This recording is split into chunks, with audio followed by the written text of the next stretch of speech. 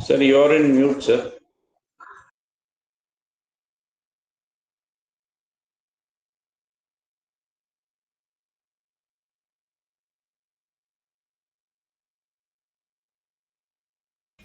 I'm unable to hear, sir.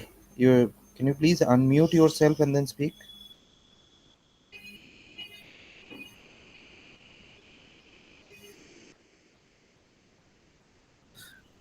Okay, now it is. I'm audible now. Yes, sir. You are audible now. Okay, then shall I start again?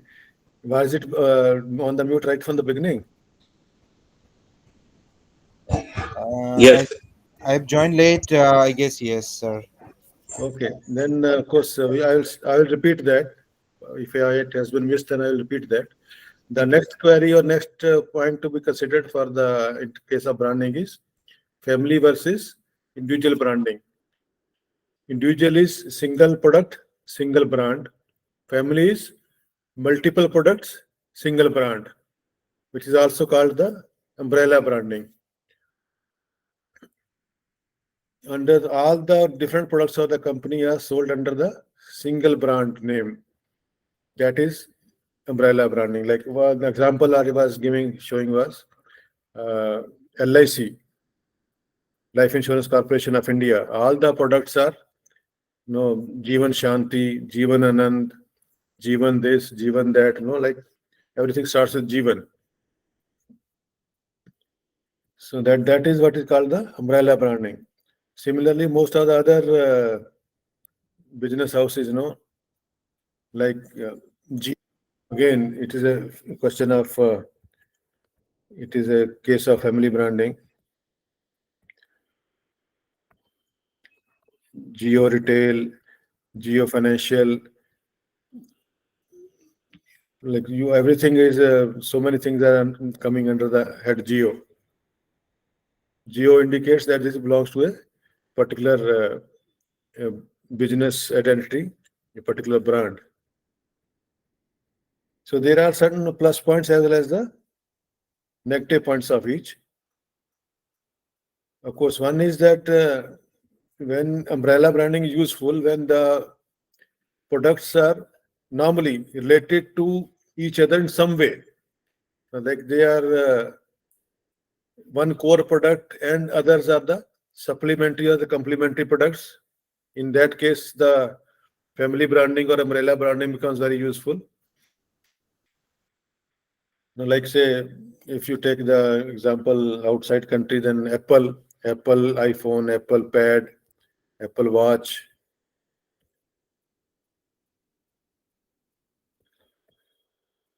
Sometimes, the companies think that they will go for the only the single brand, one product, one brand, different second product, a different brand name is a different brand mark is used. Plus minus points of the both are there. Advantages of umbrella branding are since one brand is there already established in the market, so bringing a new product in the market under the same brand name requires no extra cost. Brand is known to the people.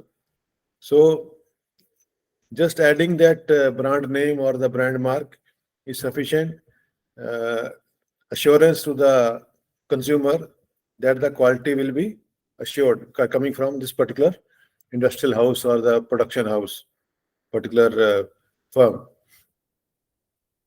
So no extra cost when you bring a new product into the market, no extra cost when you say add a new market segment, you target another market segment from the existing one, then at that time also there is no extra cost required. Of course, in the since you are having multiple products under the same brand, then the brand image becomes very powerful. Particularly if the company is able to ensure the quality for all the different products, that brand image becomes very strong, and it helps the company developing a positioning strategy that where where this is positioned vis-a-vis the others. Of course, general marketing strategy also it is useful.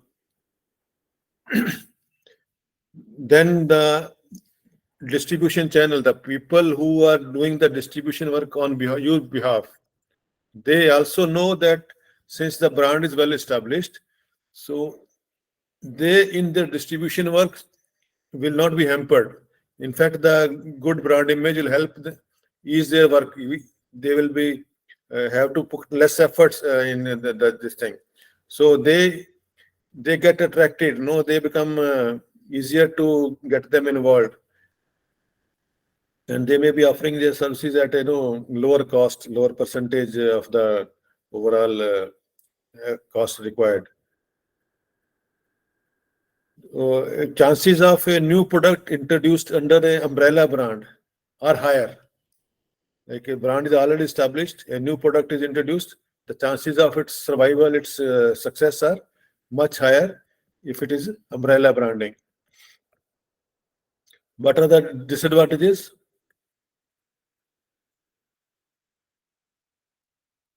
If the different products which are being offered are having quality which is uneven, like it is not possible, or company is not able to ensure the uniformity or a certain basic level of quality, then this may damage the other products as well. Product A is not of very good quality, but product B is. But because the poor quality of product A is more likely to damage the product B. If they are individual brands and not under umbrella brand, then each will survive. The product B will not be affected by the poor quality of product A. But in case of umbrella branding, this possibility becomes high. The poor quality of one will affect the brand image of the other also.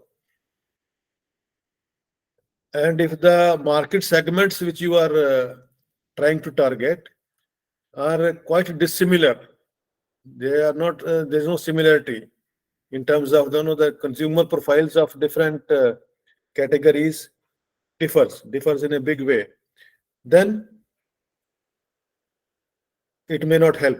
The umbrella branding may not help. Like say the dissimilarity in the brand. Like say if those of you who are in Delhi, say the people who are buying it in, say Connaught Place or what you can call the some up market, Greater Kailash or South X kind of markets, and those who are buying the say in the Bada Hindura or say Gafar Khan market, you find that consumer profile in these two are quite dissimilar.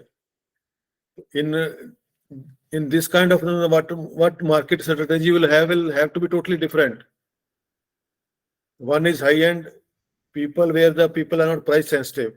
Others are where the people are very much price sensitive. One basic dissimilarity.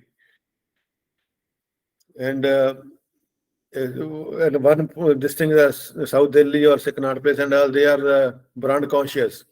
And Gafar Khan or say Bada Hindura, they are the kind of markets where people are less brand conscious. So this kind of a dissimilarity in terms of consumer profile is high, and where the products quality being offered, they are of unequal quality, the umbrella branding becomes risky. It may not be useful, it may become a disadvantage. Advantages of individual brand, of course, reverse, vice versa. What are the disadvantages of family branding? Are the advantages of the individual brand?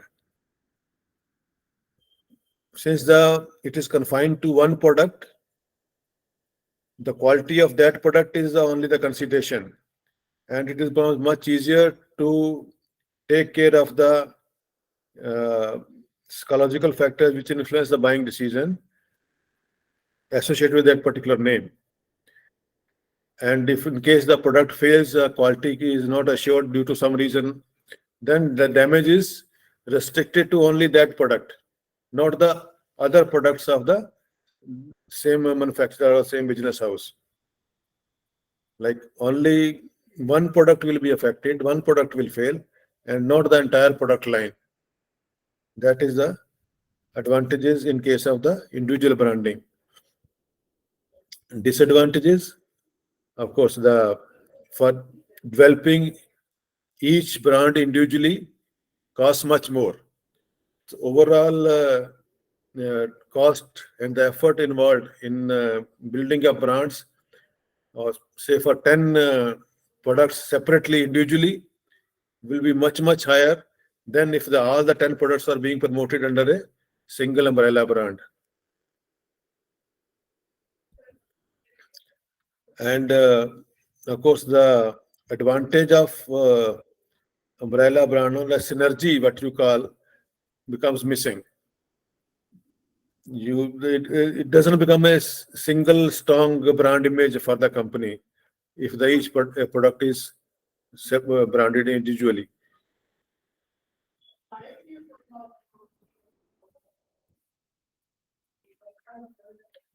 Now, modified strategy, like you try to have a middle path, not go for the totally umbrella branding, not go for the purely individual brand.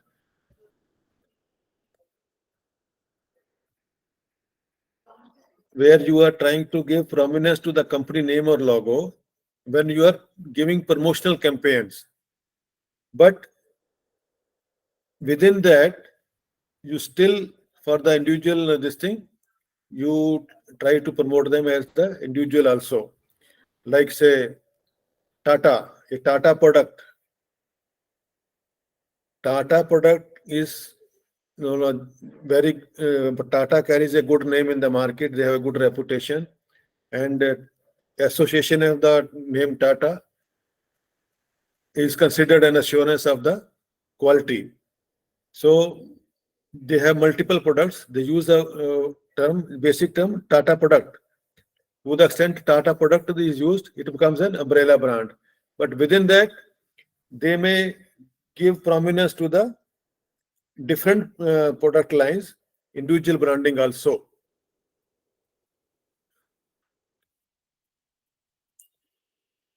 Maggie is a general this thing, but within the Maggie, you have so many different products, and there also, like they, you see their ads, the way they promote it, they make use of both.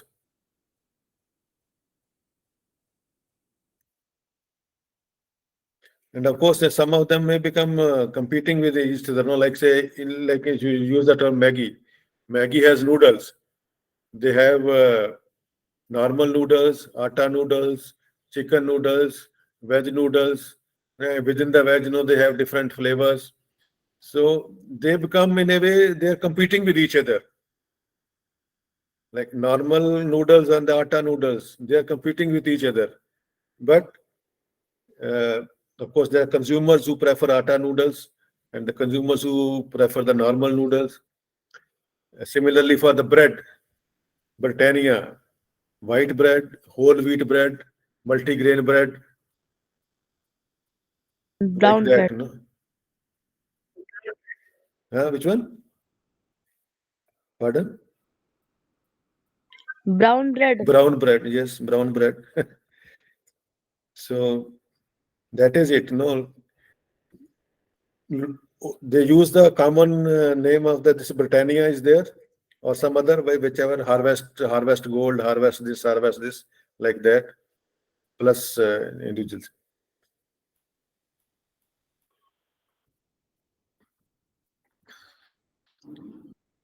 What kind of strategies the you can adapt for the building up the brand? Like one is extension of the line. We had talked about the product line in the previous session. So as you extend the line by adding to the existing product line one new product, like normal Coca-Cola, Coke Diet Coke has been added. So Coke remains, the brand Coke remains, but the word Diet has been added, extension of this thing. And wherever you use the same brand on a new product, like you introduce a new product and use the same brand, It is the brand extension.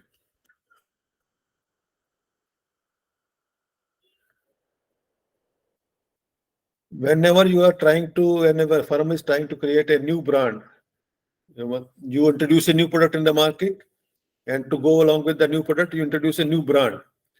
Then, of course, for new brand, you have to develop a fresh strategy, and for promoting that, the cost may be higher. You have to engage different advertising firms, use the different advertising media. You may have to go for some personal selling to begin with. All those extra costs will be there. So sometimes what the companies do is to avoid that extra expenditure, they use what they call the flanker or the fight brand strategy. A company is there in the market, it has already an established brand in the same product category. So they introduce the new brand, ensuring that the existing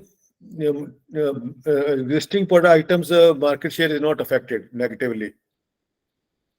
What they try to do is that this is aimed at a different market segment. You have existing market segment where you are uh, selling your product. You develop a new product. You try to give a new brand, but to avoid that this damages your existing item, the existing market, you target a different set of group of customers, a different segment of the market.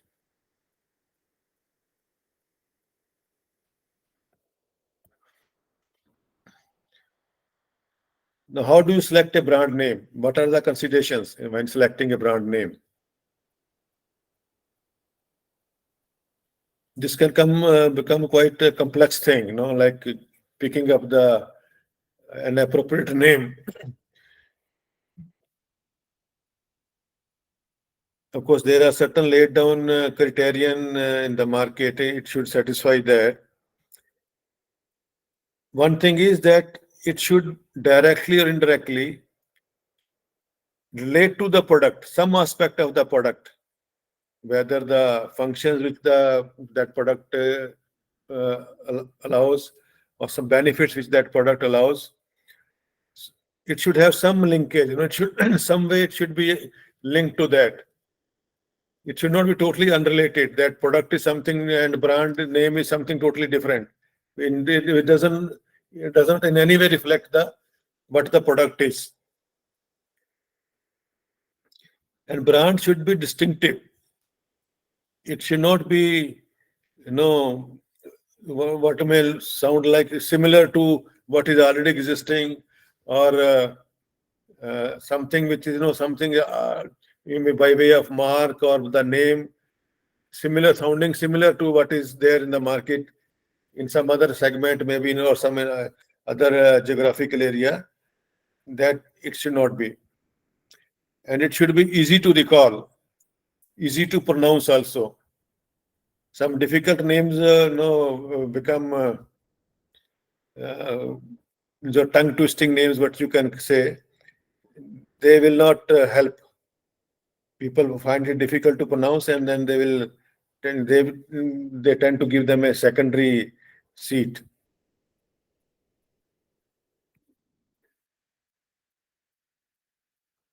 And it should be such that it can be legally protected. Now, legally protected is in terms of the like we had talked of brand mark and the trademark. The one thing which might have noticed, like Bisleri, you might have seen in the social media also, in the WhatsApp and all groups. So many times it keeps rotating. What do they do? Similar thing, simply rearranging the letters BISLERY, BISLERY, BI, yeah, BESLERI, some rearranging of the letters, but in pronunciation they remain the same. you find that so many duplicate brands available in the market trying to take advantage of the brand built by the Bisleri in the packaged drinking water area. Of course, they claim that it is mineral water, but it's not mineral water, it's basically packaged drinking water. But even in that, you find that there are so many counterfeits available. So, of course, the company has the recourse. Wherever it comes to notice, it can seek the legal protection. Bisleri, of course, is easy to pronounce, and like Usha,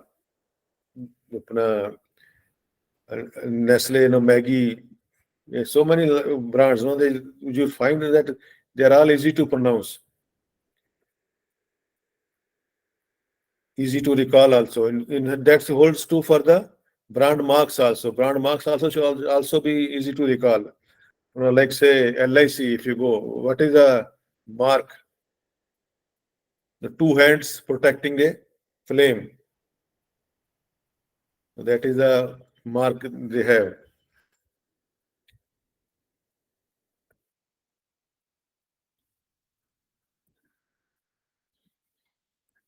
If you end up using a similar sounding name, then you are foregoing the advantage of having your brand, because there may be a confusion among the customers, and they may know you are making all the efforts, and they may be going for the other company's product instead of buying your product.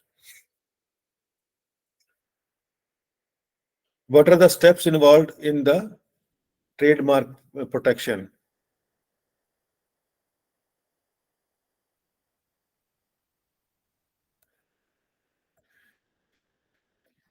Using the generic name is easier. Like say Pearl Pet. There's one brand all of you must have come across, Pearl Pet. PET, PET is actually an acronym for the basic product, which is polyethylene terephthalate. Of course, if since I am reading it, I am able to pronounce it. Otherwise, if I was not here, I will find it difficult, and so will do most of the people. But PET, they may use the word PET or may use the word PET.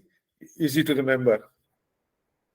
So, using this kind of generic terms instead of the technical terms becomes easy. Pearl is the brand, and the PET is the acronym for the product which is being used for their final products, what output they are giving.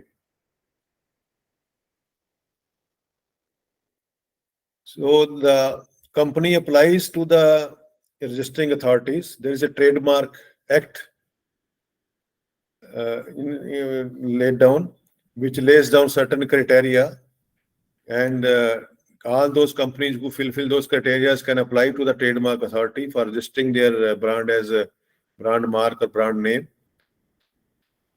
And of course, there is a time period where within that it is advertised, it is published in the newspapers and the other media that such and such company has applied for this particular brand to be registered as a trademark. Anybody having objection or anybody might have already registered. And then, of course, once that notice period is over, it gets registered with the authority. And once it gets registered, then it becomes legally protected.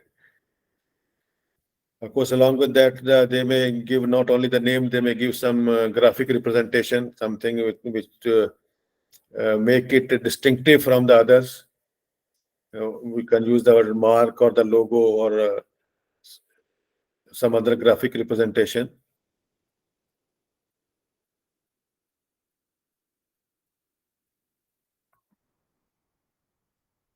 And some other precaution which a company can take is that trademark should not be altered by additions or abbreviations. Once you are listed trademark, you keep that.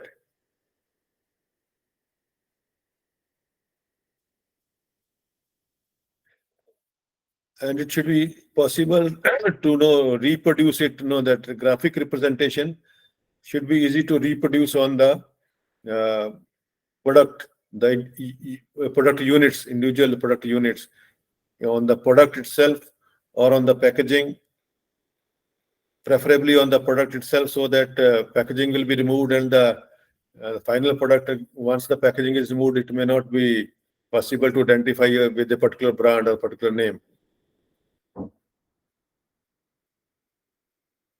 So far, we have been talking of the branding. Now we come to the packaging. I mentioned earlier that it has become important enough to be referred as the fifth P of the marketing mix. How do you define packaging? The one which is most often used is art, science, and technology of preparing goods for the transport and sale. See, take note of the word that it is for transport and sale. Two important functions are there. Transportation is one, sale is the other. From the transportation point of view, the important points are that it should help in physical handling. Like product without packaging may be difficult to handle because of it is fragile. It may be easily damageable, or say certain food items and all, which are should not be physically handled as such because of the norms, possibility of contamination. Once it is packaged, it helps them in the handling them in a more secure way. It helps in the physical handling. It helps in the storage. Like say, individual items it may not be possible to store in the layers, but once packaged in the boxes, multiple layers can be stored. So they will need less space for storage. Same thing happens in the transporting also. Once it is being transported, multiple layers, one on top of the other, properly packaged, can be stacked and transported.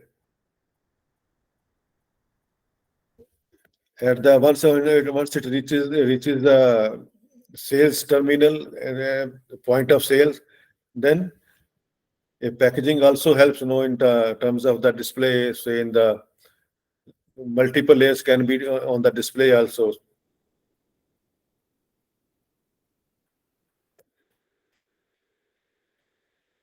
Packaging as a function. There are two distinct elements of the packaging. One is the science and technology. Science and technology related to the design of the package and the type of material which is used for the packaging. And second is the behavioral aspect. Behavioral aspect is related to the what will induce the consumer to buy that product. Like properly packaged, the packaging should enhance the value of its contents, the product. If it is not properly packaged, it may diminish the uh, what it contains, the value of what are the contents of that packaging. So, what will motivate a consumer? What will attract a consumer? From that point of view, the packaging should be attractive enough. That is the behavioral aspect. Of course, this part is becoming more and more important.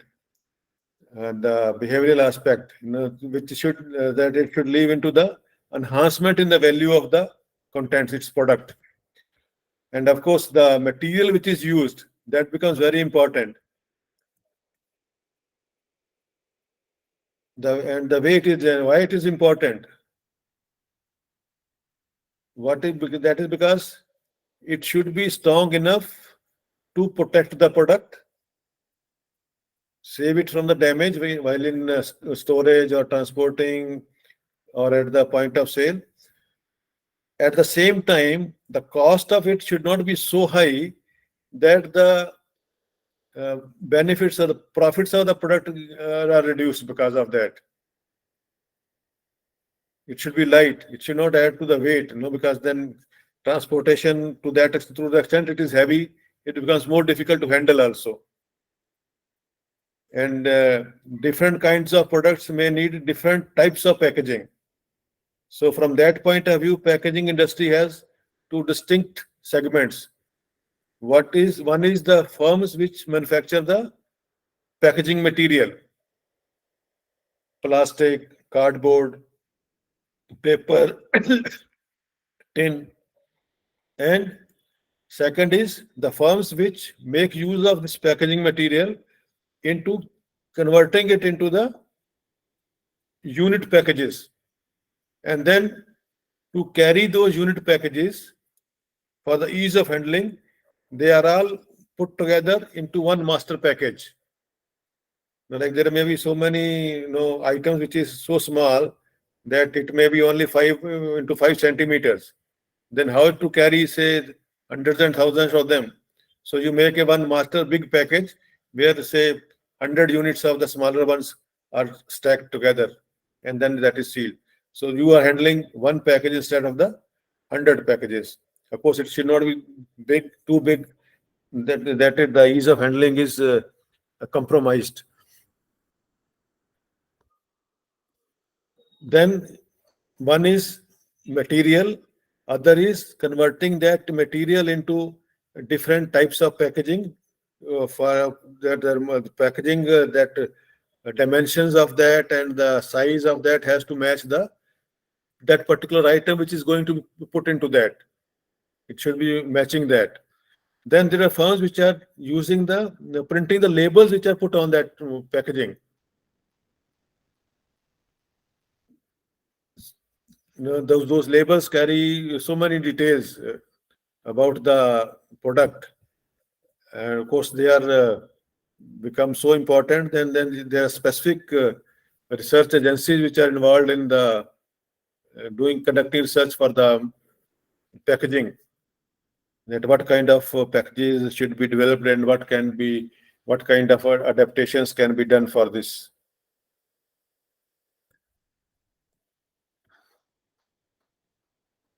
What are the different kind of important packing materials which are available in the market and which are made use of?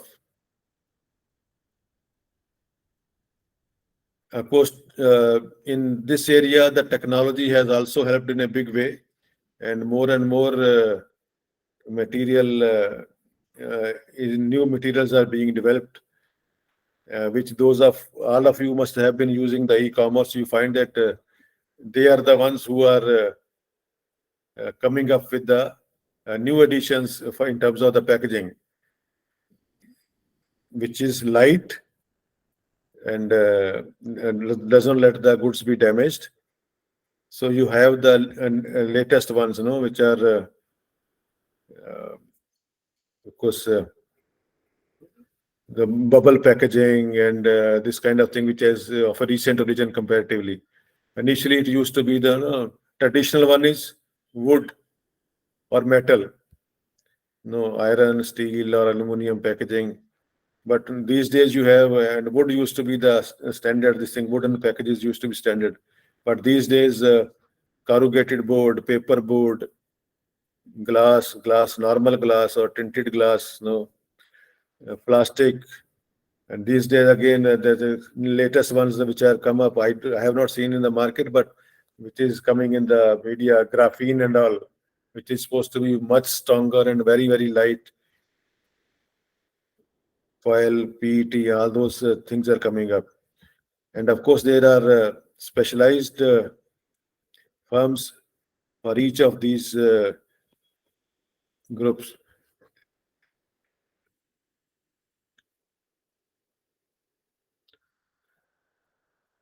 What are the considerations which you are take into account while deciding upon which kind of particular packaging material to be used? What kind of design should be there? These are the considerations. It should result in reduced packaging, handling, and transportation costs. packaging, overall packaging cost should be reduced. Like say, if you are using cardboard compared to say wood, cardboard is cheaper, much cheaper, so cost is reduced. And at the same time, if it is ensuring the same kind of protection that it will not let the goods be damaged, that is preferred packaging material. Most of the damages occur in the handling. Why no, like say loading, unloading, that is part of handling, stacking in the warehouse, and then the transportation from manufacturer to the intermediate point, and from intermediate points to the point of sale. In this process, handling and transportation, the loss due to breakage should be minimized. It may not be become zero. It may still happen, but it should prevent that. It should be minimized. And there are certain categories of items which become no contact with certain packaging material can result in contamination. That becomes more with the food items, food particles, then certain kind of say medications, medicines and all. They all require a certain kind of what we call the food grade material to be used for the packaging. It should be possible to collapse them. You find that these days you find the carry bags or even the packages and all, they are collapsible. Once collapsed, they occupy much less space. Idea is to save on the space required. Protection against the moisture, gas. Certain items are more prone to damage if exposed to even the slight moisture. And certain items, which are resulting in a lot of sound being made, noise, in cracking or crinkling sound which they make while handling, they also become a distraction. Consumer may not like that. It should be, silent kind of thing. It should not result in any sound or noise.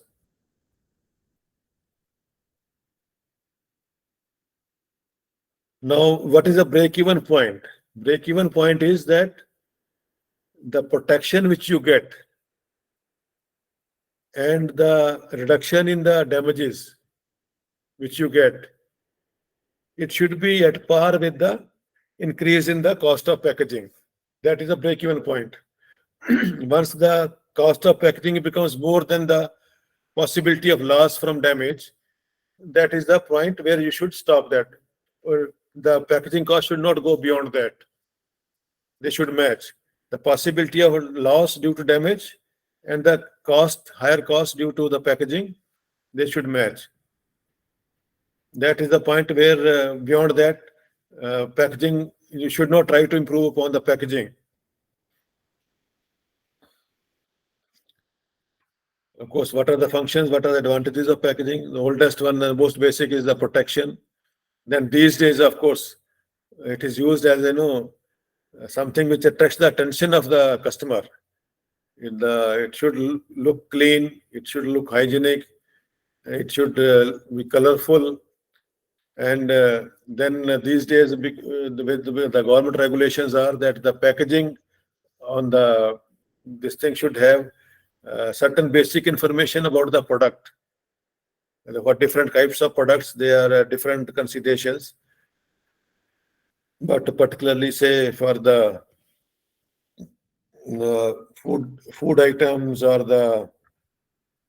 they have to be, like one query that what are the ingredients, what is the MRP, what is the expiry date. This kind of basic information is regulated by the government, that this must be made available. There are certain items which are disposal of which can be harmful, like this aerosol or heat and this kind of pesticides and all, that even after usage, when it becomes empty, how they should be disposed of. Those instructions should be there, so that it does not result in any kind of accident or damage while using it or after that it has been used and become empty still. In this disposal, how it should be disposed of. And of course, the packaging has to be effective as a percentage of the total product cost.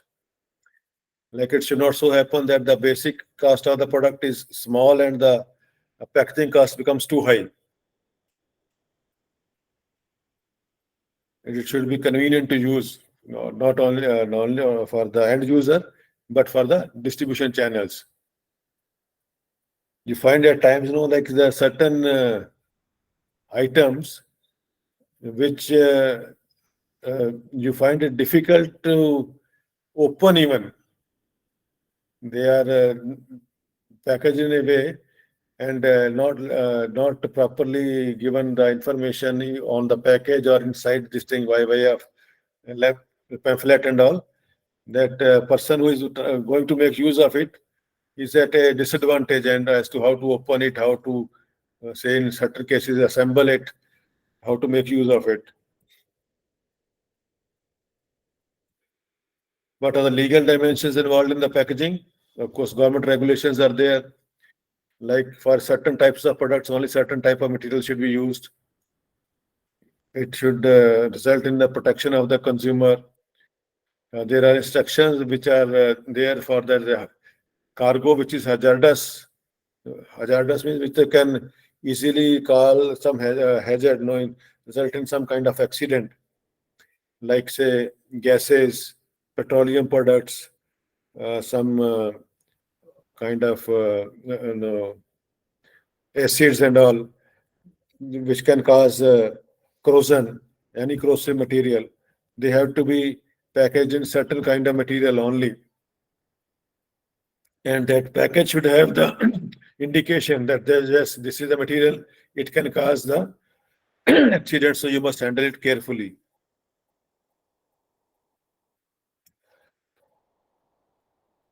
Labeling, this all becomes part of the labeling that uh, it is a something which is put, sometimes it is known in the part of the uh, box, the packaging itself. The one side of it will have the printed material or the graphic matter. Sometimes the labels are pasted on top of that package. And of course, what all we have discussed earlier, that label can become a part of the fulfillment of the legal requirement because of the government regulations about what all it must include. And it can be a good label can be a source of uh, getting the attention of the consumer.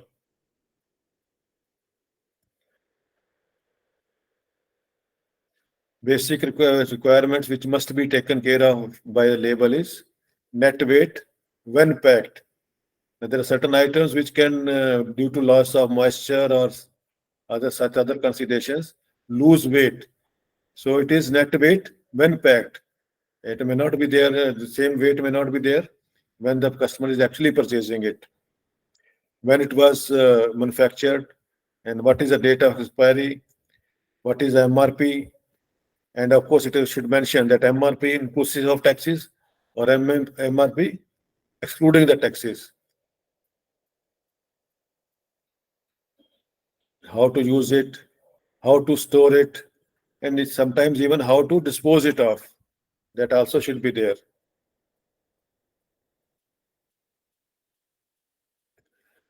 We come to end of this session of the branding and packaging. Any queries, any doubts?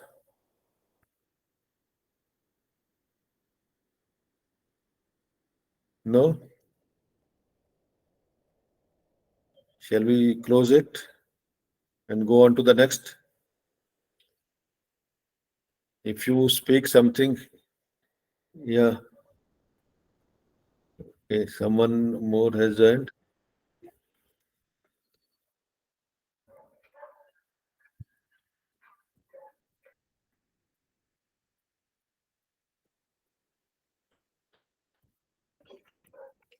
I will close this and we'll go on to the. Sir, one small request. You were presenting because we could not see the PPT. You could not see the We PPT. could, we, yes, we could hear only your lecture. The last one, you are not So pointed far, it out. after the break. Huh? After the break. After the break, why you should have pointed it out earlier? Of course, So we thought you are giving lectures, so we kept listening to it is being recorded and it should be there in that final recording, which will be shared by the administration with all of you, well, even those who are not attending the class. I will. When we start the next session, if it is not visible, you point it out immediately so that Sure, sure. that. Sure, sir.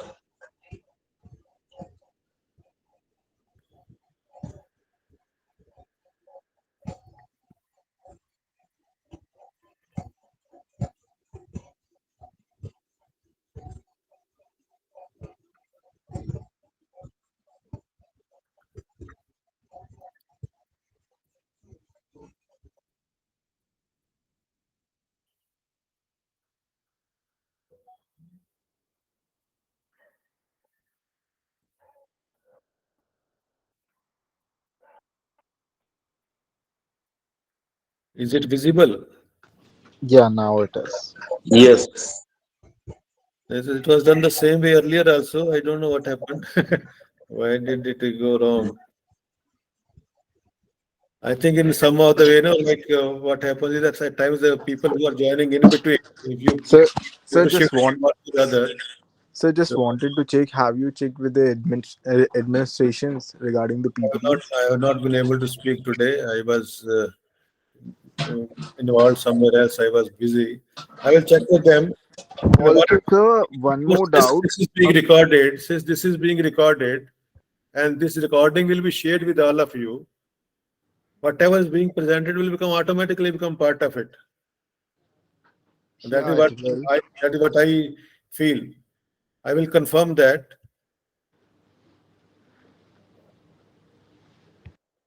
Of course, you still have 5 6 days of sharing to do, and there will be other classes for other subjects. And if so required, like if it is not getting shared or if there is some other considerations, we can do it. Sure, sir. Looking forward. So the next one is product life cycle and the new product development. Related to the product, we have been talking of product. We had talked about what different kinds of products are available, and then related to that product, we have talked of the packaging and the branding of the product. Now we come to the product life cycle. Of course, we are short of time. I wonder we will not maybe able to take care of the whole of the subject, but we try to cover as much as possible. Like an individual human being has a life cycle, no? Like a human is born, becomes an adult, becomes mature, and then the decline starts, and then the person dies. Similarly, the products also have a life cycle. Of course, the term used may not be the birth as such. It may be the term used are first stage is introduction. A new product is introduced in the market. It grows. It becomes reaches a maturity level. It may continue for some time, and then the decline may start. Of course, the decline different stages for different types of products may have different lengths of time. Sometimes a product gets introduced and immediately takes off, that it grows very fast. Sometimes the products take very long to grow. For some products, the maturity period is very short. For some products, the maturity period is long. And that maturity period, there are different measures adopted to trying to prolong the maturity period so that the product continues to longer into that period. But eventually, the decline will come. Decline may come because the new technology has come up, where a new product has come into the market, because of which the product has become obsolete and no longer demanded by the consumer, or the consumer preferences have changed, like that. So 4 distinct stages which you can identify: introduction, growth, maturity, and the decline.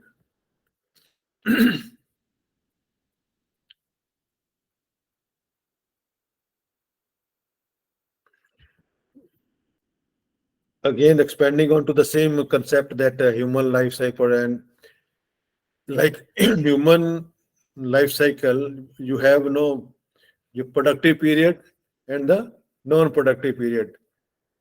A child, till the time he comes into the work field where he starts working, once he starts working till he retires, like he leaves the workplace, that is the productive part, and rest of it is the non-productive part. For the product, it is like the one, once it is introduced and when it is still growing, that may be the period when it is not contributing to any profits. Since it is not contributing to any profits, so that may be considered a non-productive life, part of the life, product life. And once it starts giving profits, that is the productive period. Now, aim is to have as long a productive period of the product as possible by different means. Of course, whenever a new product is introduced, the expectation is that product will last long in the market and then will contribute to the profits, and at the same time provide satisfaction to the consumer. Because only when the consumer is satisfied, then only the product can hope to have a long life. If the consumer is not satisfied, whatever you may do, the product will not have a long life. But actually, it doesn't happen. It may so happen that technology has changed so suddenly, or the consumer preferences have changed so suddenly in a short period, that long life of product is not assured.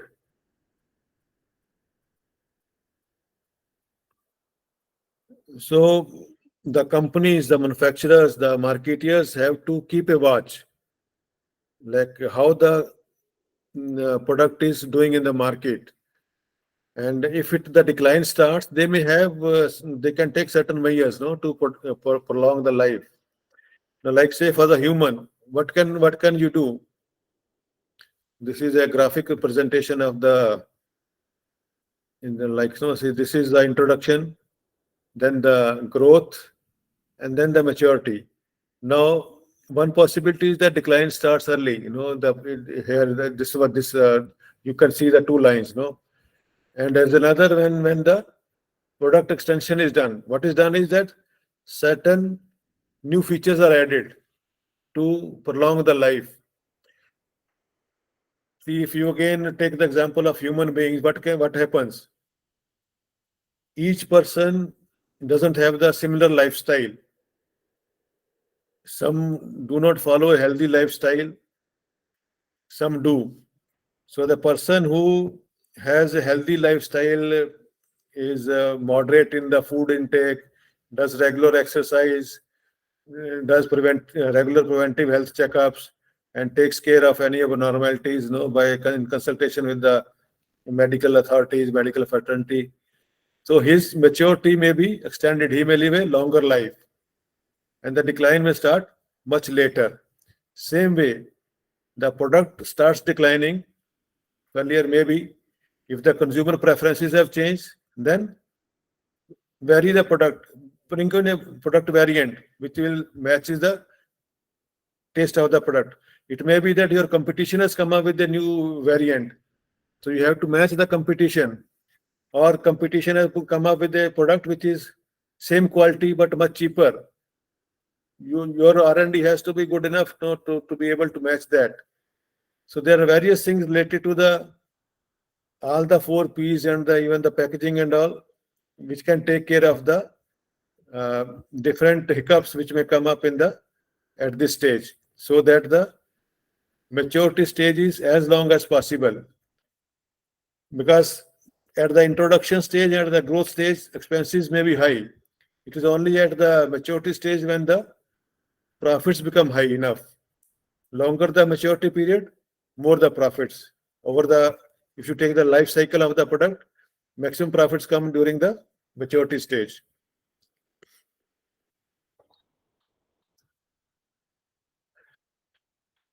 At the introduction stage, when a new product is introduced, what can happen? There are three possible scenarios. That a product is well designed, so consumers react positively to that, and the sales increase, but they increase slowly. They don't increase very fast, do not shoot up. Sometimes it may so happen the product is very well received. Then in such a scenario, the growth may be very fast. The introduction stage may be shorter in the same graph, and the growth period may be much sharper, like this. And if the product is not designed well, it is not well received in the market, it may experience a very slow takeoff. So, and then the introduction period becomes much longer, growth period also becomes much longer, and the maturity period gets squeezed to that extent. A well-designed product is the scenario which should normally be expected. The very well received or very poorly designed are comparatively less, because normally these days, a lot of research is undertaken before a product is designed, and then even after that it is introduced as a test. What you do, the test marketing instead of introducing in a big way, so that you are able to gauge the consumer reaction.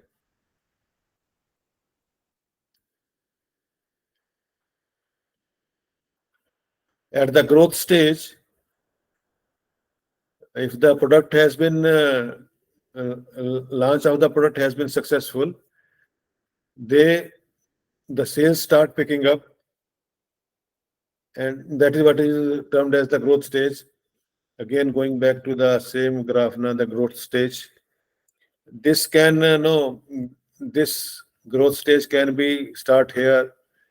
This stage can be shorter or longer, depending upon the three possible scenarios which we had talked of: well-designed product or the poorly designed product and all.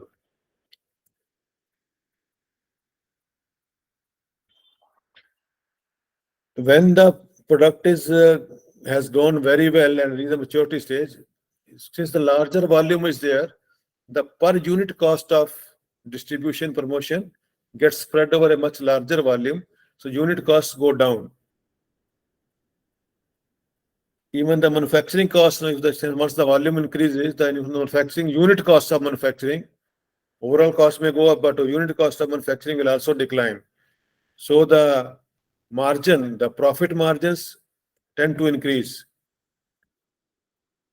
Maturity stage, by the time you reach the maturity stage, your competition may take notice of, like you have introduced a new product and you are making good profits out of it.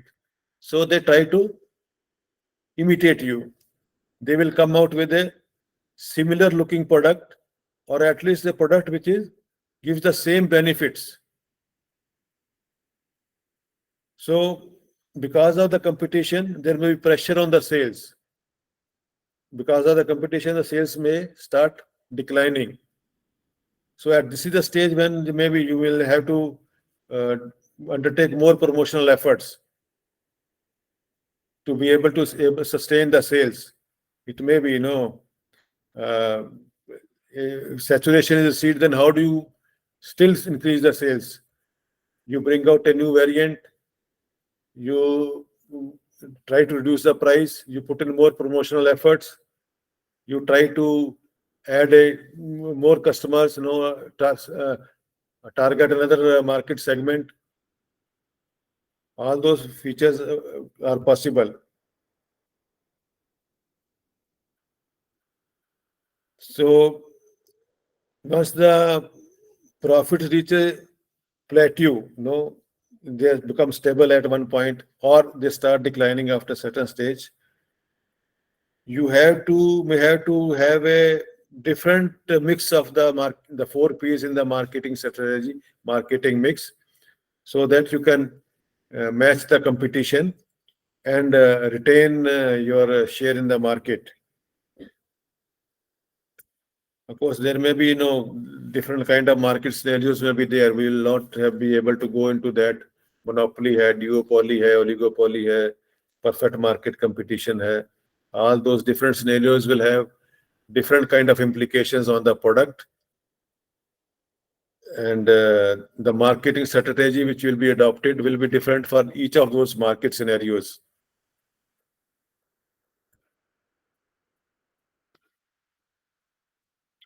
Decline or the obsolescence stage. The product becomes obsolete due to technical reasons. Now, as you see here, like say TV, take the example of TV. TV as a product is continuing. Black and white TVs have become obsolete, but TV industry is continuing. How it is surviving? By introducing new and new variants of the TV because of the technological improvements. Technology has become made it possible that companies are able to come up with the improved versions of the TV every time. Like say black and white to color, then color to high definition, then LED, flat TV, thin TV, then smart TV, like that. So one product, the basic original product, has become obsolete, but the variants of the product are surviving. So industry is surviving, and with each change in the product variant, their profits continue. Because if their profits were not there, they will not longer be manufacturing it, but they are doing it. And of course, now they are talking in terms of that foldable TVs will come, and then TVs which can be, in fact, they are talking in terms of that you don't need the TV screen as such. It should be possible for you to do the display on the wall itself. Wall should be smooth enough, and then you'll be able to have the display. So many possible scenarios are being talked of.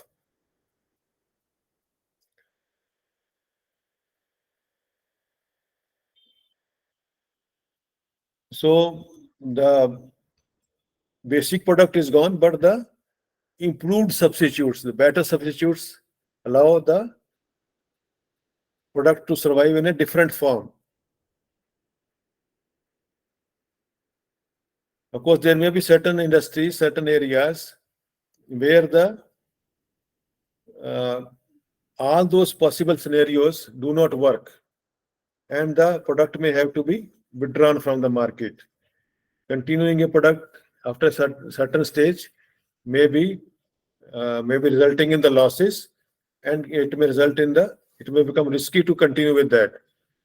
Now, one possible thing which comes to mind is the typewriters. With the age of laptops and desktops, the typewriters have become obsolete.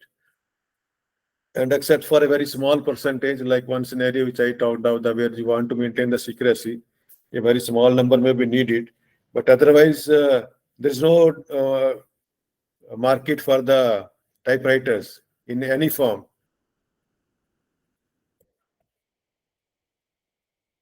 Or say another example which we can take is cameras. What is that camera brand? Canon? Yes, Canon. No? And Canon used to have 85% of the market share in the cameras. Now, except for the very specialized type, the ones who are in a... Yes, someone has raised hand. Sujay Reddy. What is that? Sir, regarding this continuing topic, I would like to one more example, sir. Like today or yesterday, Royal Enfield Himalayan, it has released a new model, sir. Yes. Yes, and yes. they have discontinued the previous one, which was like good, affordable, within a good affordable price. But they have updated few more features, and they have discontinued the old products, sir.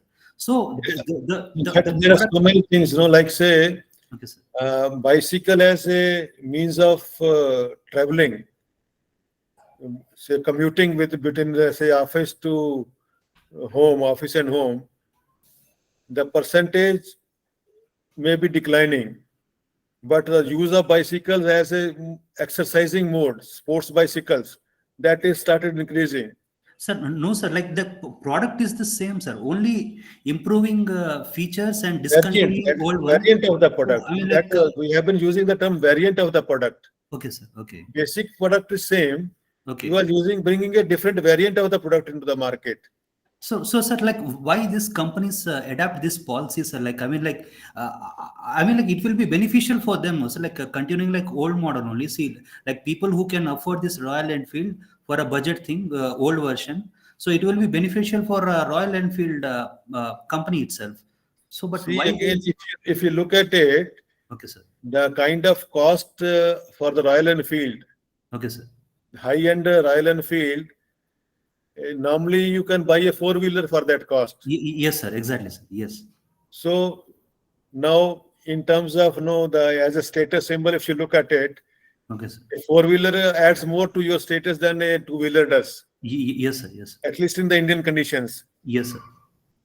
So people know, those who can afford the Royal Enfield, like Okay. if a rich person is there, he has cars as well as the two-wheeler, then he'll be happy, spending that much money on the Royal Enfield.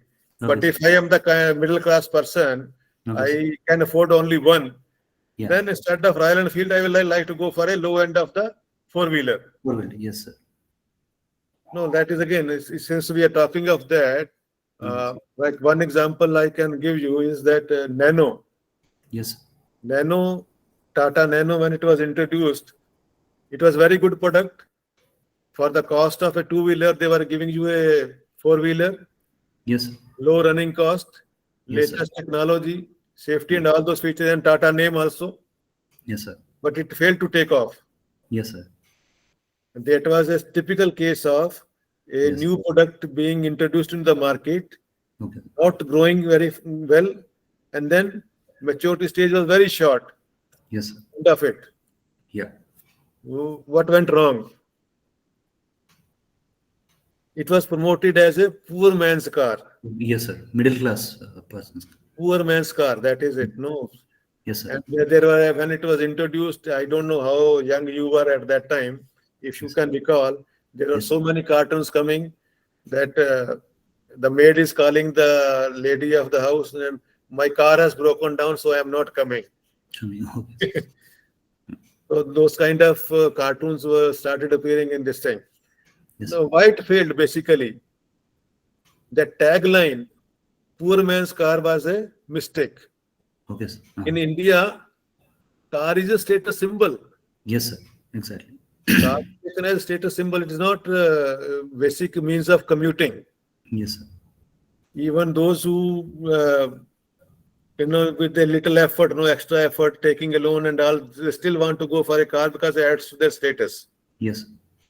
And something which is, if you add the term name poor man's this thing, then Yes. there's no status. Status. Yes. Okay. No, this is how this thing, that we are talking of of course, promotion, we may not get the time to discuss today, Yes. but how do you promote the product? It becomes very important. How do you promote the product? Yes.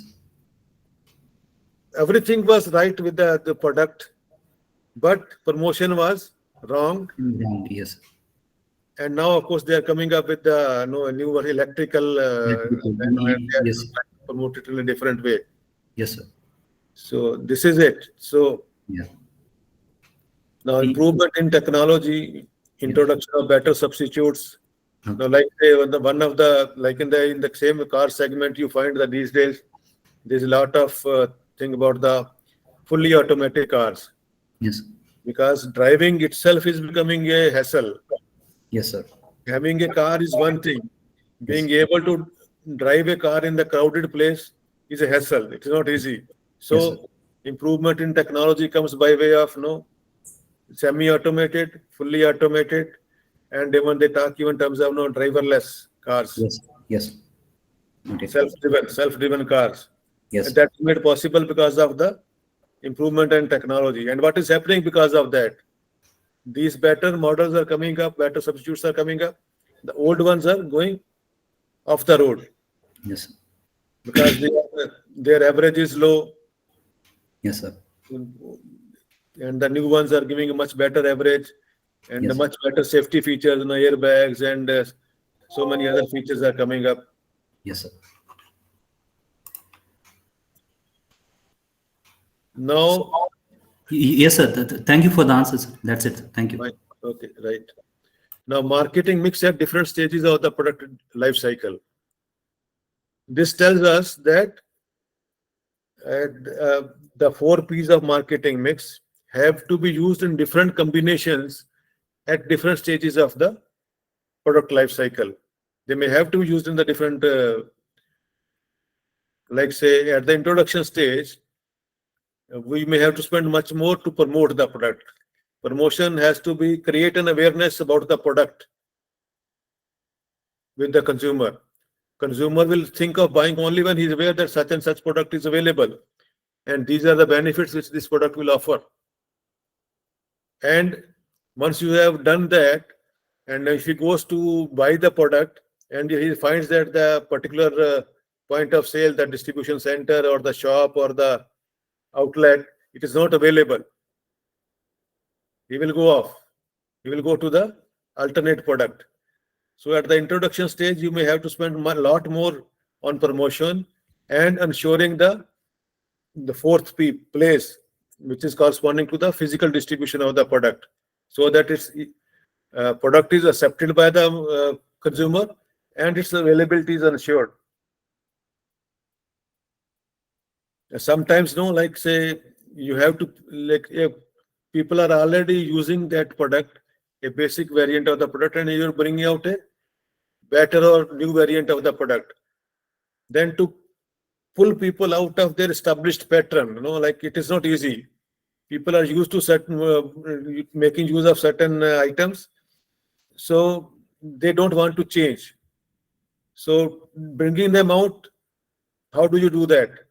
Sometimes companies set up free this not only display but free distribution of the product samples, small samples, they will introduce so that the customer try it, because they won't buy it and try it, but if it is made available free for testing or for using, they may try it.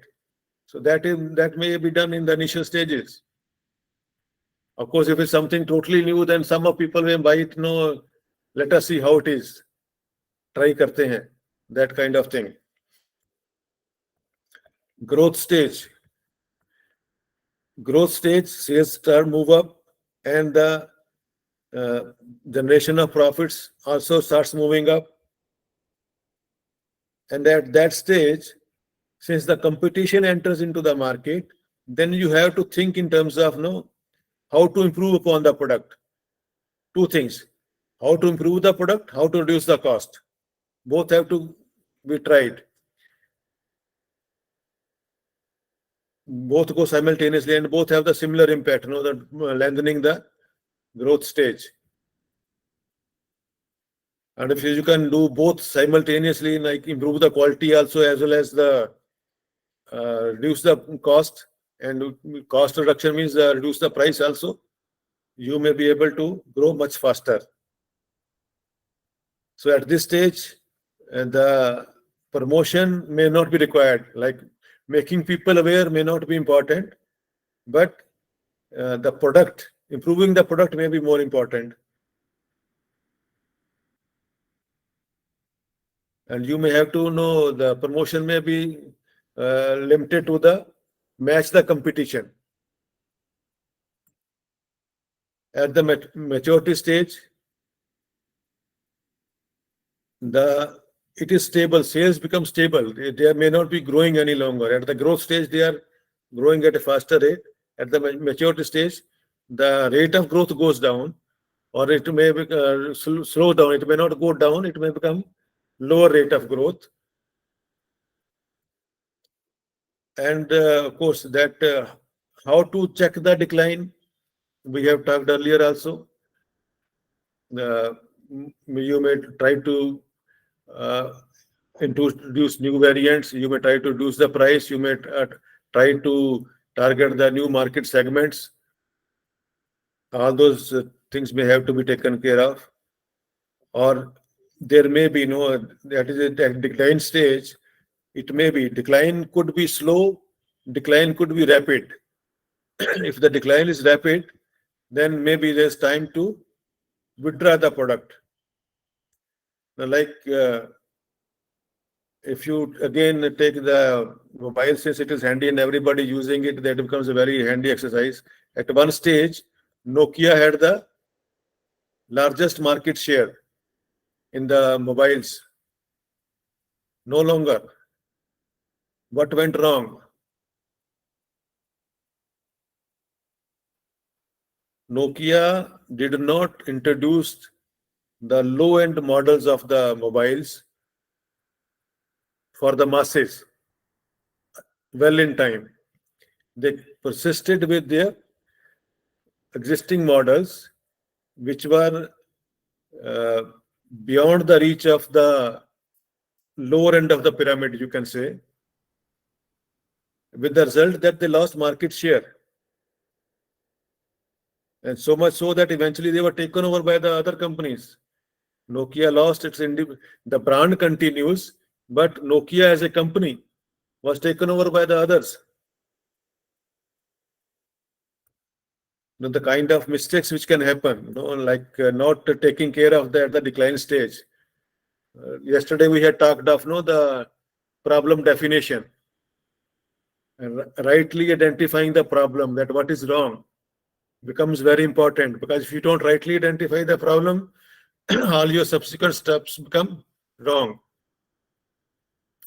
So there, the problem which happened was that, see, they were their mobile sets which they were offering were in a certain price range, and the people who could afford that kind of price range in terms of numbers was a much smaller market than the people at the bottom of the pyramid who were willing to buy, who wanted to buy the mobiles, but at a lower cost.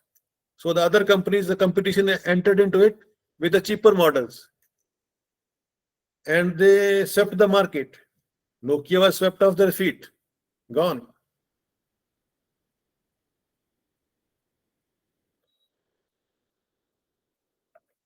Hope you get this thing, no? The point is clear.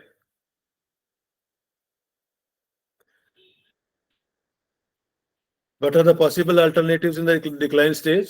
We have discussed, but to repeat, improve the product quality, add new product features resulting in extra benefits, penetrate new market segments, give incentives to the distribution channels. Like say you are giving them a commission of 3% or 2%, make it 5%, or giving 5%, make it 10%, so that they push your product. Now you might have noticed, sometimes you go and try to buy a product, you ask for a particular product, particular brand, and the shopkeepers try to push a different one. Now this is a new one, this is better. He will claim it is better, maybe simply because he is getting a higher commission on that. Improve upon the advertising and sales effort, and make innovations, in any of the 4 P's of the marketing mix wherever you can, whether in the price, product, promotion, or the place.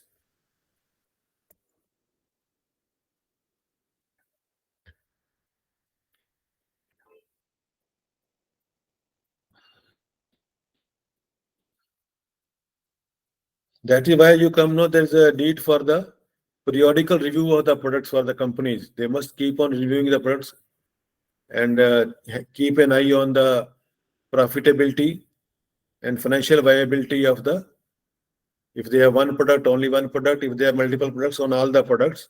It may so happen that in some cases, all the products may not decline. One product is declining, one is picking up. So they have to take a decision at which stage the product is to be. We had talked about the product line, shorten the product line, reduce the, take it off from the this thing. Other variants may continue. Sometimes it so happens that the product is supplementary to the main product. Main product is giving you good profit, whereas accessory is not giving you good profit. So sometimes what the companies do, it will not be desirable to discontinue the accessory, because then the customer may go to the other manufacturer, your competition. Companies do the outsourcing. Instead of manufacturing themselves, they do the outsourcing and hope to procure those at a lower rate, because the other one may be focusing only on one product and their overhead costs may be low. So an accessory which is not giving you good profits, but since it is supplementary to your main product, companies may still continue with that.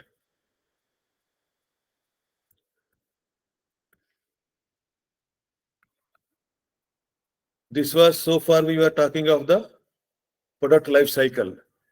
Now the new product development. We had talked of introduction stage.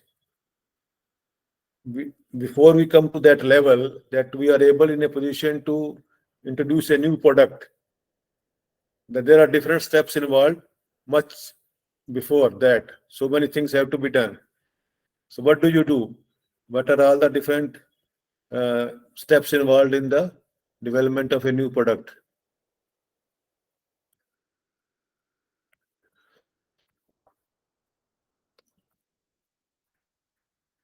Why new products are required? One thing is that existing products have failed, they have reached the end of their useful life. So the companies are required to develop the new product. And of course, it cannot happen that the end of the product is declining very fast, and at that stage you start thinking of developing a new product.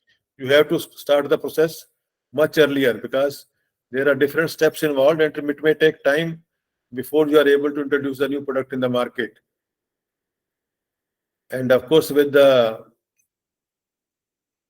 technology is changing much faster now than it was doing earlier, and because of the increase in incomes and the changing technology, the consumer preferences are also changing very fast. So a company has to look for a strategy to develop a new product much before the actual decline in the existing product.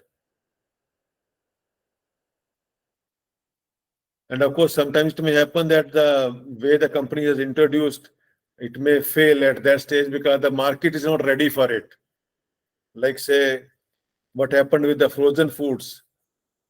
Frozen foods, when it was introduced for the first time, it did not take off, because the general perception under the Indian conditions, because when the urbanization was less, and the fresh food and the frozen food was considered like something secondary, not the desirable thing to do.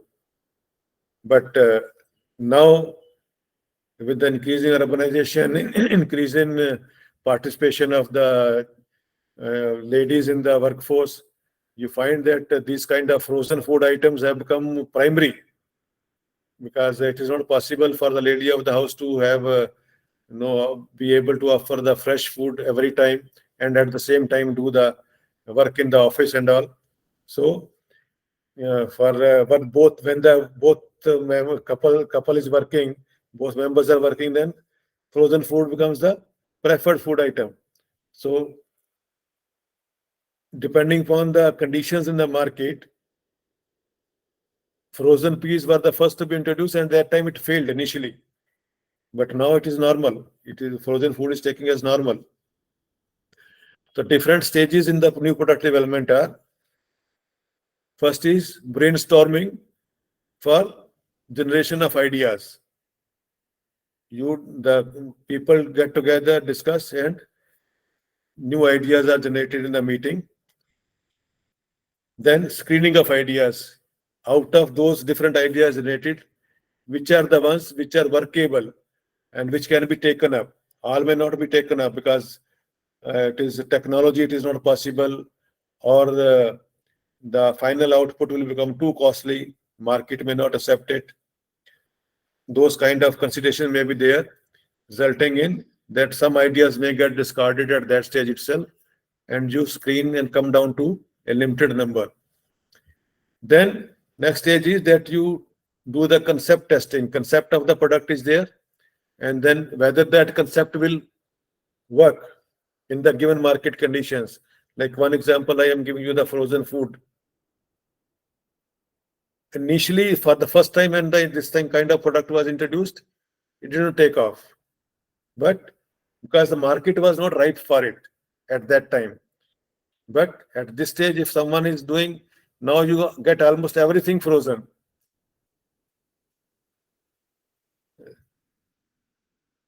So concept testing may be the next stage.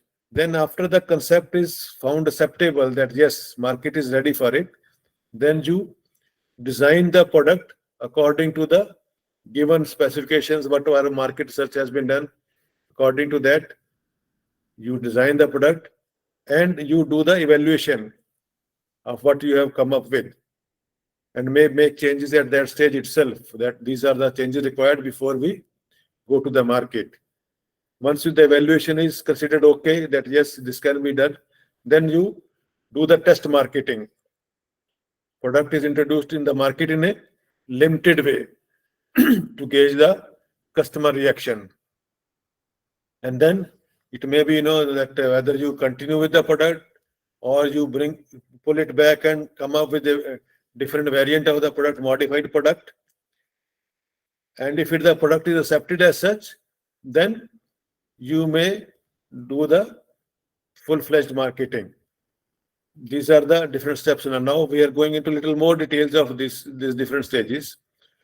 Generation of ideas. From where do you get the ideas? Who will give you the new product ideas? Of course, your sales force is one thing. Since they are interacting with the customers give the ideas to them, that if the product is changed in this way, or if this kind of product is available, we'll be happy to have it.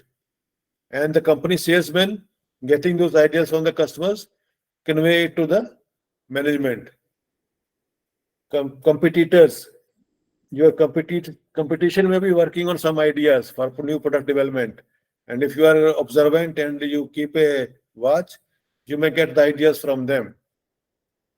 Executives of the company, the workforce, the lower level, middle level, top management, different levels, they may get some ideas because they do interact with, of course, they are living in the society.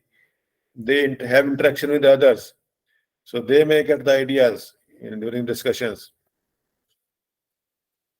Within the organization, sometimes the companies have an in-house competition kind of thing, that you come up with the new ideas, what can be done, how we improve the working of the company, including the new products. Of course, final aim remains that how do you come up with a way of satisfying a need of the consumer which has so far remained unsatisfied, or which has changed over a period, and you need some change in the product to satisfy that need.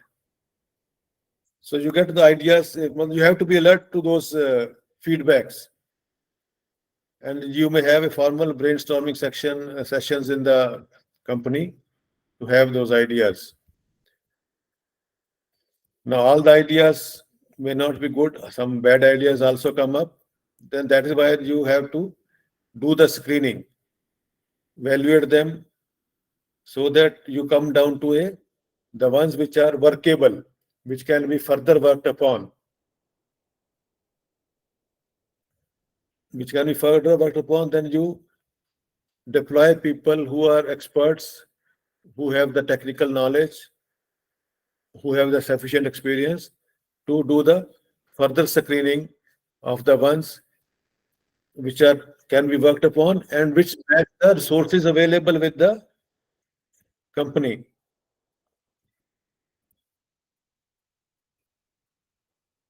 Because the ideas may be workable, but the company may not have the necessary resources to work on those ideas. So the idea which has to be pursued is the one which has to be in consonance with the resources of the company. So criteria or the yardsticks against which these ideas screen is the possible profitability, whether there's a market size is sufficiently large, and there's a potential for growth in the future, whether the facility for the production is available. Like sometimes there may be existing production capacity itself can be modified in a small modification with existing production capacity itself can be used, or there may be excess production capacity with the company which can be utilized. Availability of raw materials in the market, that if you go for a certain idea, whether there will be sufficient raw material available to which you can have sufficient access financial resources to match with that, managerial ability to be able to do all that process in terms of the production, marketing, distribution, all those things. And whether your product is unique enough, like you are introducing a new product, it should have some distinction. Like it should not look like, again, another manufacturer with the same product. No, it's some uniqueness should be there. Then only it is worth pursuing.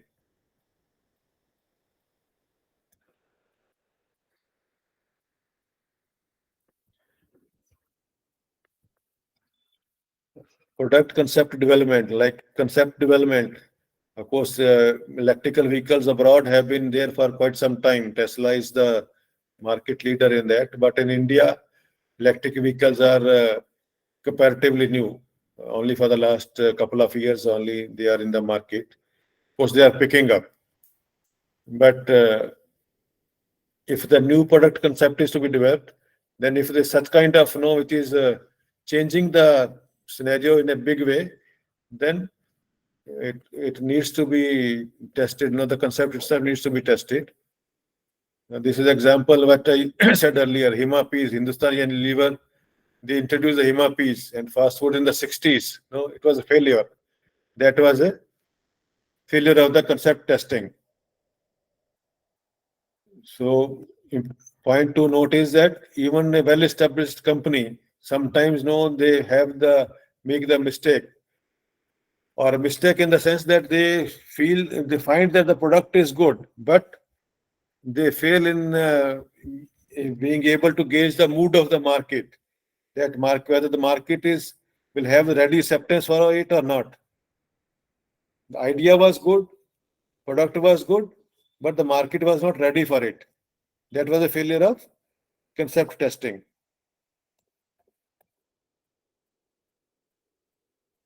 If the product is failing at the concept level and still the company persists with it, it will result in the failure of the final product also.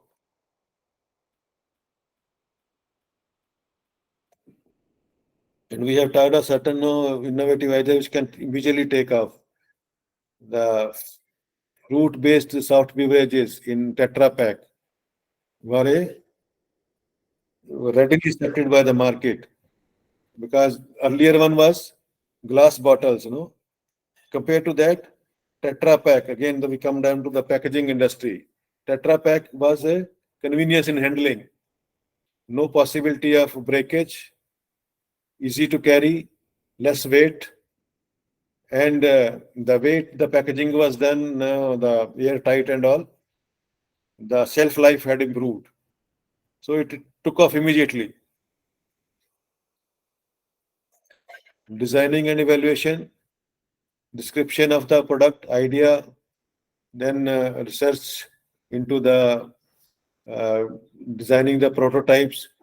A number of prototypes may be brought up, and after testing in the laboratory or in the field conditions, one of those is picked up. And that is the stage when any technical problems which may be coming up in the development of the product are taken care of. So because at that stage, if there's something is left unattended or it's ignored or overlooked or doesn't come to notice, it may ultimately shorten the life of the product.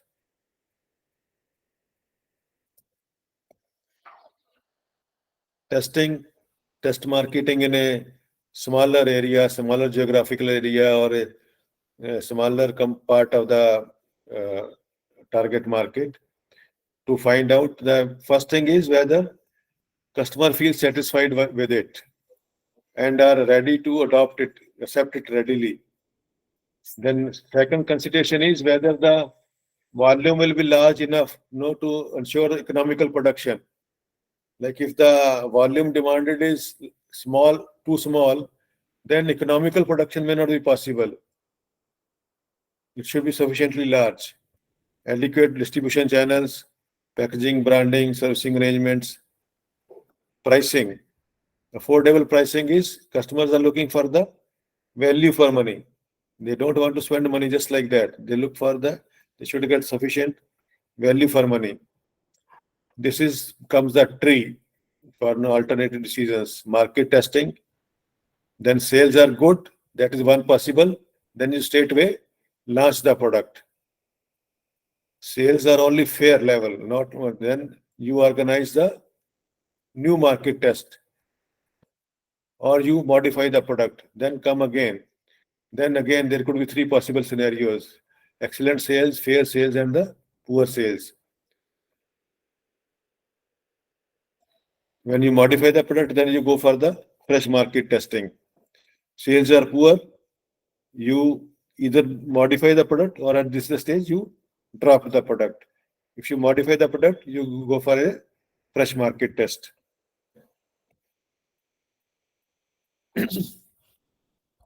Since the process is long and it involves cost, early quick decision making is important.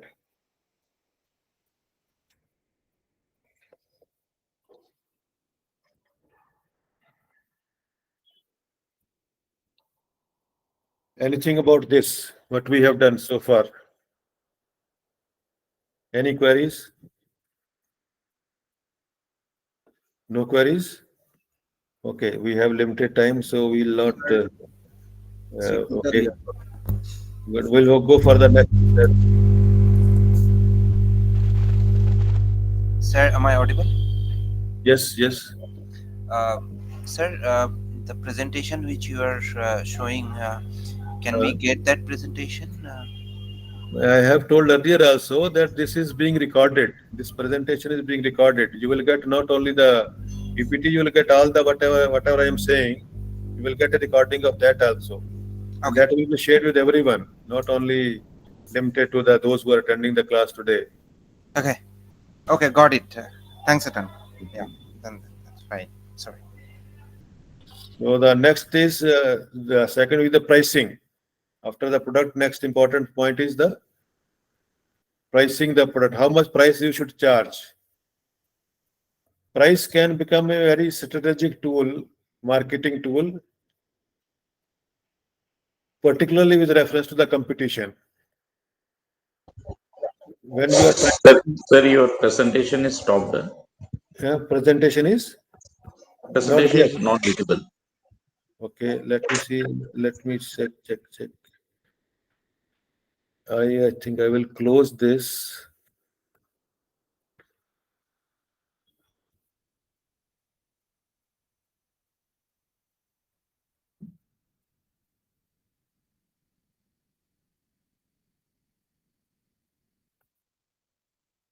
No? No, sir. No. Okay, wait. I will do that.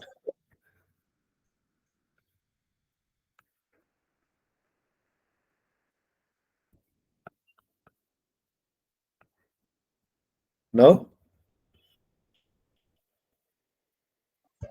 Yes, sir. Yeah, visible now? Yes. Okay.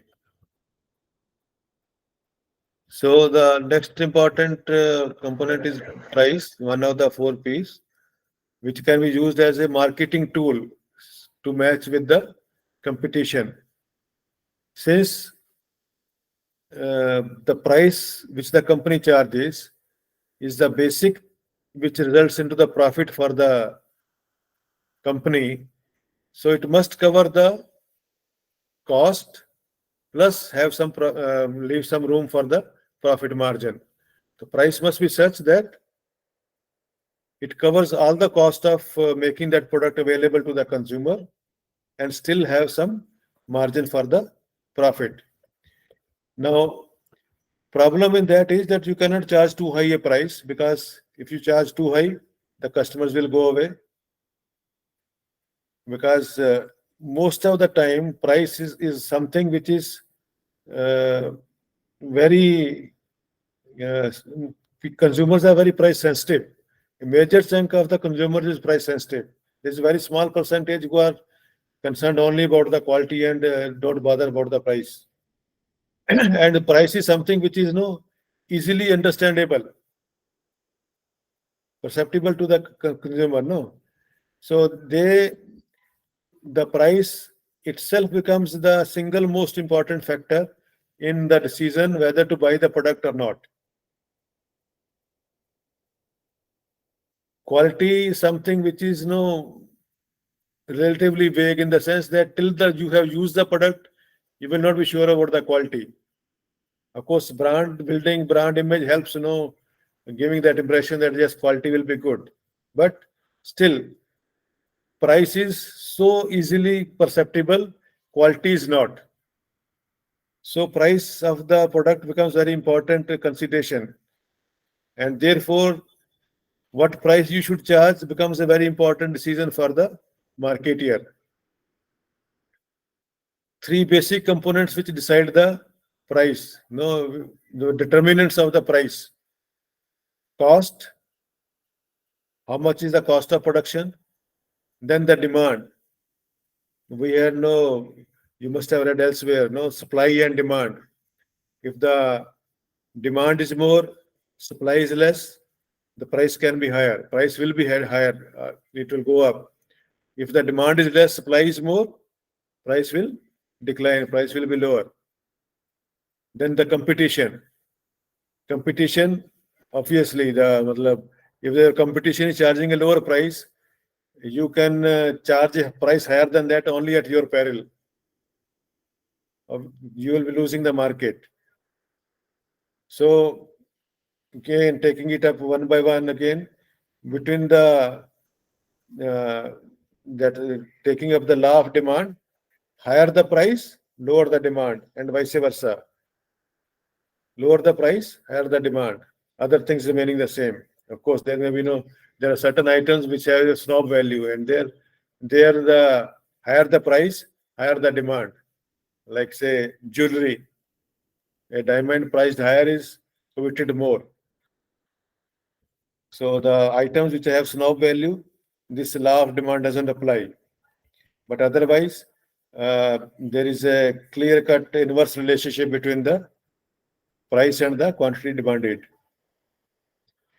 We have limited time, so I am trying to rush through this thing. I am not taking much time. There are certain exceptions to that when like I said, snob appeal, which other factors may be income. Like say, income of the person goes up, so he may not demand more of the same product. He may go for the better product, the costlier substitute. And the price of substitute, like say between tea and coffee are hot beverages, good substitutes for each other.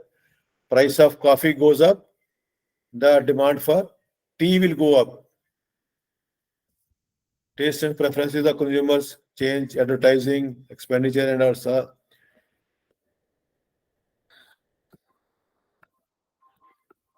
So there are certain exceptions where that inverse relationship between the price and the demand doesn't apply. Elasticity of demand. Elasticity of demand states that to what extent the change in price will affect the change in demand. Like if there is a 10% change in the price, demand may decline by the same 10%. Demand may decline by more than that. Demand may not decline at all. for the essential items, the demand may like say salt in the food is an essential item, and you raise the price of salt say from 20 rupees to 30 rupees, the demand may not go down because the minimum quantity of salt required for making the food tasty is required. There are no substitutes. It will not go down. But there are certain other items for which the even a slight increase, the demand may become zero. So that way it is a price elasticity related to the price, elasticity related to the income, and what is one is called the cross elasticity, where change in one relates to the change in the demand for the other in case of the substitutes.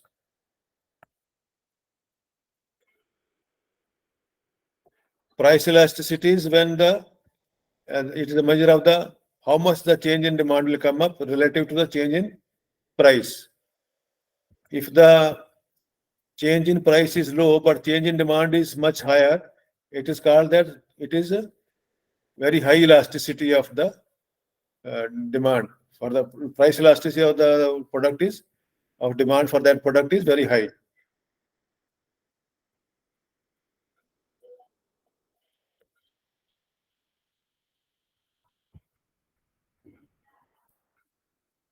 Income elasticity, like the price affects the demand, income also affects the demand. So it may happen that some person is consuming a poor substitute for a particular product. If his income goes up, he starts consuming the better variety. Like say from course now these days it is the reverse. The coarse grains are costly than the normal say wheat and rice. But initially stages was that he may shift from the coarse grains to the higher, better variety of the food grains, or vice versa. These days, the coarse grains are costlier, so you can say that the income goes up, the person may shift from the wheat to the coarse grains because they are supposed to be healthier in terms of the nutrition and all. So income elasticity is sensitivity of the quantity demanded with reference to a change in the real income of the consumer. Of course, income elasticity for the necessities is, it may be inelastic or it may be even zero, like one example of salt we have taken. But for the luxuries, it is highly elastic. This is the graphic representation. No, income goes up of the income elasticity. The quantity demanded also goes up.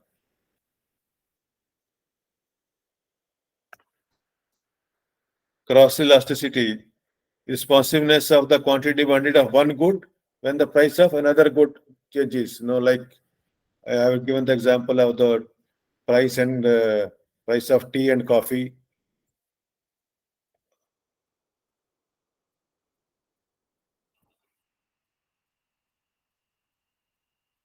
Of course, this is giving in more details of the same.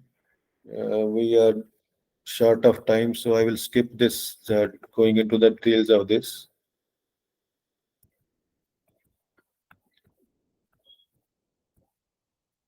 This is different types of price elasticity.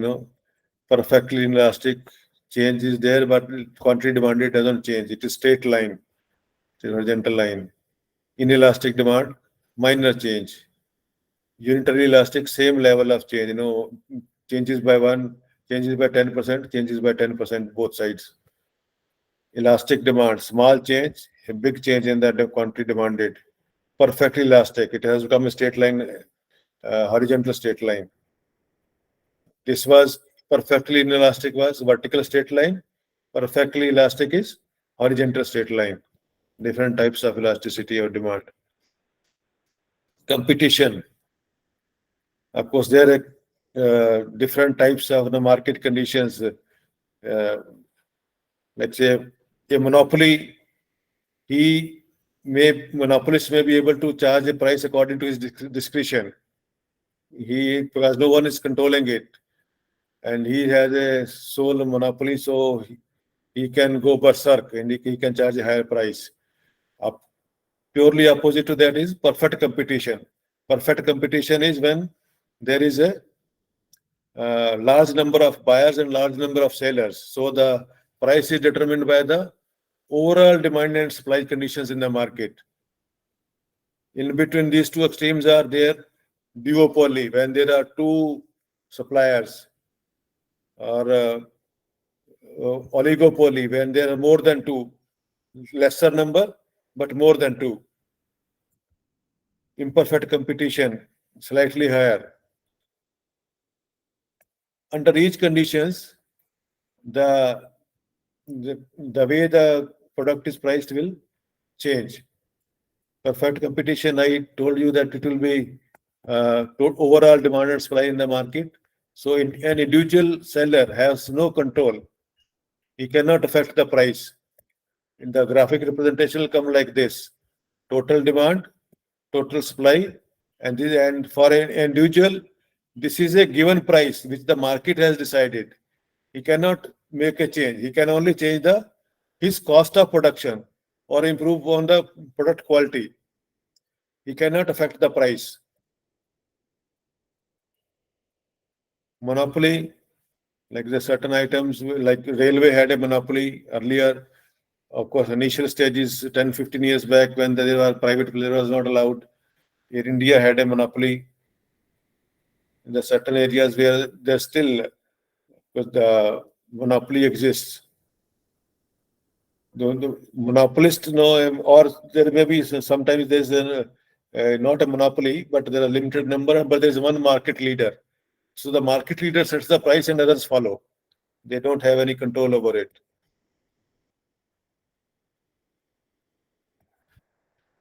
Oligopoly, few sellers. And sometimes when in oligopoly, there can be two possibilities.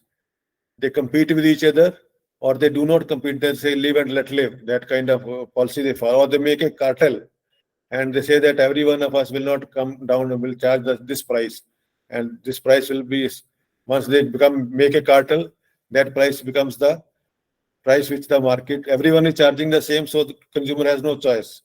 He has to accept what is being offered. Certain areas, no, duopoly, there's only two players, like this in the food delivery, Zomato and Swiggy, two main players. Cab aggregators, Ola and Uber, e-commerce, Amazon, Flipkart, like that.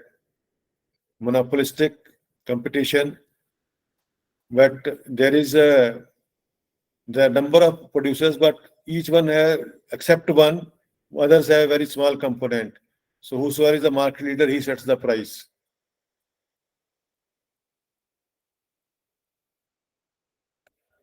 Of course, the brand building under different conditions, for this monopolistic competition. What role do the costs play in the pricing? Cost is the basic element. Like say, no one can charge below the cost.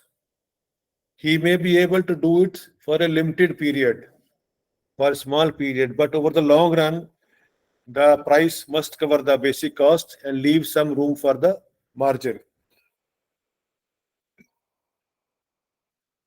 Of course, it may so happen that when the company is trying to get a foothold in the market, but they're trying to enter the market, what we call the penetration pricing. When the penetration pricing is done, then the company may, for a short period to begin with, charge a price which is lower than the cost, or maybe at par with the cost, not leaving any room for the profit. That is when it is trying to get a foothold in the market, introducing a new product or entering into a market segment which is already having a number of players, and it is trying to enter that. So to get a foothold, it may charge the penetration pricing. It may be charging that, but that has to be only for a limited period. Once it gets a foothold, then it will have to increase the price. They do that, like say what Jio did when they came to this mobile phone market, they entered on the basis of this only, lower prices. And once they are at par. Now you find that there is hardly any difference between the Jio and the Airtel or the Vodafone. Minor changes, but more or less they are on the same this thing. Once the foothold is gained, they have gained the market share. They have increased the prices.